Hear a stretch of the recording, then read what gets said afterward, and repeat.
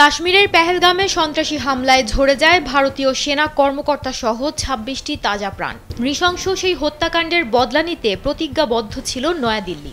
মঙ্গলবার দিনগত মধ্যরাতে সীমান্ত পেরিয়ে পাকিস্তান শাসিত কাশ্মীরে প্রতিশোধের ঝড় তোলে ভারত, যার নাম দেয়া হয় অপারেশন সিঁদুর। পাকিস্তানের পক্ষ থেকে বলা হয়েছে, ভারতের ওই অভিযানে অন্তত ২৬ জন বেসামরিক লোক নিহত হয়েছে। কিন্তু এই অভিযানের লক্ষ্যবস্তু আসলে কি ছিল?